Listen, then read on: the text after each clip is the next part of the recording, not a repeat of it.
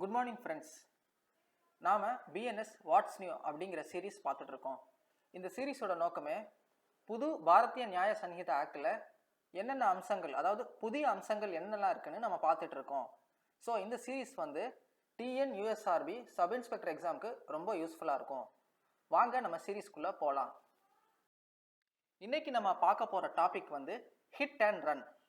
So பிஎன்எஸ்ல என்ன புதுசாக கொண்டு வந்திருக்காங்கன்னா, ஒரு நபர் வாகனத்தை வேகமாக செலுத்தி அதன் மூலமாக ஒரு மரணத்தை ஏற்படுத்திட்டு நிற்காம போயிட்டாருன்னா அவரை பனிஷ் பண்ணலாம் அப்படின்ட்டு செக்ஷன் 106 சப்செக்ஷன் 2 சொல்லுது. இதில் என்ன ஒரு முக்கியமான அம்சம்னா, ஒரு நபர் வேகமாக வண்டியை ஓட்டி இல்லை கவனக்குறைவாக வண்டியை ஓட்டி இன்னொரு நபரை கொன்னுடுதாரு. அப்படி கொன்னுட்டு அவர் அந்த இடத்துலேருந்து தப்பிச்சு போயிட்டாருன்னா அது ஒரு குற்றம் என கருதப்படும். ஒருவேளை அவர் தப்பிச்சு போகாம அந்த சம்பவத்தை பத்தி ஒரு காவல்துறை அதிகாரிகிட்டயோ ஒரு மேஜிஸ்ட்ரேட் கிட்டயோ சொன்னார்னா பிரச்சனை இல்லை. பட் ஒரு போலீஸ் ஆஃபீஸர் கிட்டயோ ஒரு மேஜிஸ்ட்ரேட் கிட்டயோ அவர் சொல்லாம அந்த இடத்தை விட்டு தப்பிச்சு போயிட்டாருன்னா அது குற்றம்.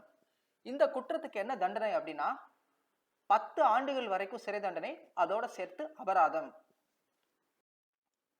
இப்போ இந்த அஃபென்ஸோட கிளாசிபிகேஷனை பார்க்கலாம். இது ஒரு காக்னிசபிள் அஃபென்ஸ். காக்னிசபிள் அப்படின்னா காவல்துறை அதிகாரி வாரண்ட் இல்லாமலே குற்றம் சாட்டப்பட்ட நபரை கைது பண்ணலாம்.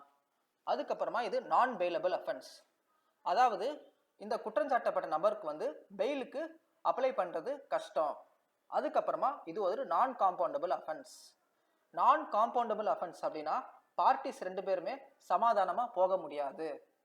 ஸோ ஃப்ரெண்ட்ஸ், இதான் ஹிட் அண்ட் ரன். இது ஒரு புது ஃபியூச்சர், பாரதிய நியாய சங்கீதாவோட ஒரு புது ஃபியூச்சர். இப்போ நம்ம ஒரு ப்ராக்டிஸ் கொஸ்டின் பார்க்கலாம்.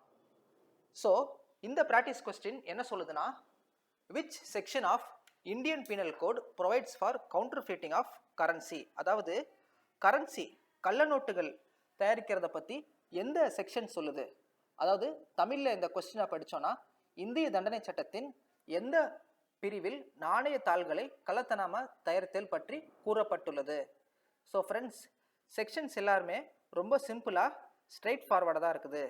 நாம் செக்ஷனை பற்றி மனப்பாடம் தெரிஞ்சால் போதும், எந்த செக்ஷன் எந்த அஃபென்ஸை பற்றி சொல்லுதுன்னு தெரிஞ்சால் போதும். ஸோ இந்த கொஸ்டினோட ஆன்சர் செக்ஷன் 498A, அதாவது ஆப்ஷன் ஏ. ஃப்ரெண்ட்ஸ், இந்த வீடியோ உங்களுக்கு பிடிச்சிருந்துச்சுன்னா லைக் பண்ணுங்கள், ஷேர் பண்ணுங்கள், மறக்காமல் சப்ஸ்கிரைப் பண்ணுங்கள். அண்ட் உங்கள் ஃப்ரெண்ட்ஸ் யாராவது காம்படிட்டிவ் எக்ஸாம்ஸ்க்கு ப்ரிப்பேர் பண்ணிருந்தாங்கன்னா அவங்களுக்கும் இதை பற்றி சொல்லுங்கள். தேங்க்யூ ஃபார் வாட்சிங்.